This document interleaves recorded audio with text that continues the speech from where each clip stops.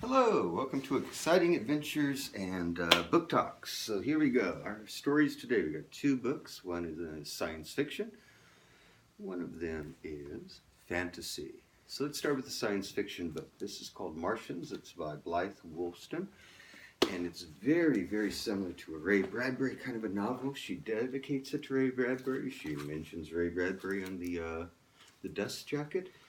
And the thematic structure is very similar to a Ray Bradbury novel in that it does not talk about, flying saucers invading the world or robots taking over or something. It's about humans and how they interact. So one thing I like, there's a reference here. It's very aside the point, but our character is advised not to put a carving of Collie on the mantelpiece, and that is on 41.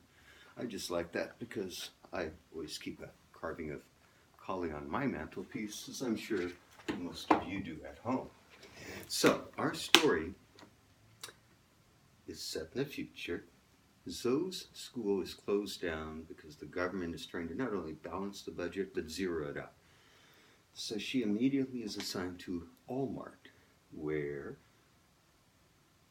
the corporate structure is very insidious, very intrusive. Her mother had left her the house, which she hoped would be a nest egg. They say the nest egg. Mom's hoping it'll be like a nest egg from a ostrich. Zoe imagines the egg to be more the size of a human's egg, smaller, you see. I don't have one of those for a prop. Anyway, so what happens? She becomes a member of this organization. It's incredibly intrusive, but good for her. She does not reside in the dormitories that she's supposed to, because the dormitories end up costing just about as much as you make, and if you live there, you're going to be quickly caught up in an endless cycle of debt.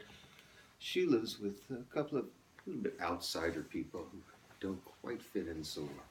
And that, of course, is what's inevitably going to lead to the conflict and the exciting ending of the story, because the corporation isn't actually going to tolerate people who don't comply. The other book I'm going to look at today is in the realm of fantasy. Fantasy. So, our fantasy book, it's pretty good. It's very similar to another book I looked at recently called Flashlight Night. This is called Pagemaster. It's by David Kirshner, Ernie Contreras, and the illustrations are by Jerry Tertilli. So in this book, we have a young protagonist named Richard. He's a very cautious young man. So even his parents think he's too careful, worried about everything. I noticed that he has a flashlight. He doesn't have books. He has warning signs, and he has a treehouse. So as the story progresses, he gets a little bit picked on by some other kids because he's afraid to ride the ramp. He ends up in a library, not knowing it's a library. It's not labeled or anything. But within the library, a fantastic character appears, calling himself the Pagemaster. Pagemaster sends Richard on a series of adventures. They're the genres. Okay, so he has an adventure for adventure stories. He goes into a horrible, scary place for the horror part of our story. And there's a fantasy element.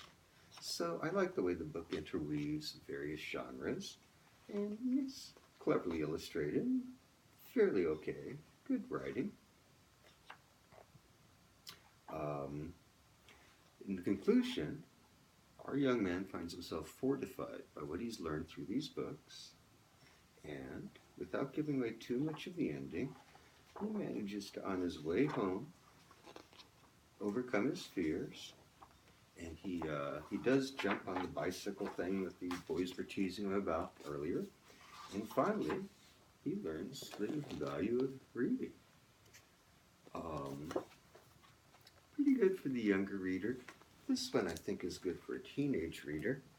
It's not of the caliber, getting back to our science fiction one, not of the caliber of Ray Bradbury, but thematically very close. And she references him so much that I think a discerning adolescent reader would be much more inclined to look into, read some of the Ray Bradbury classics as a result of reading this one.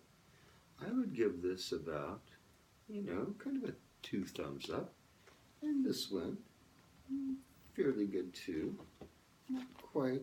This is the better of the two, but they're for a different audience. This might be a bit young for me. Anyway, I'm glad you listened, and we're out of time, so I'm going to have to say goodbye. Take care now.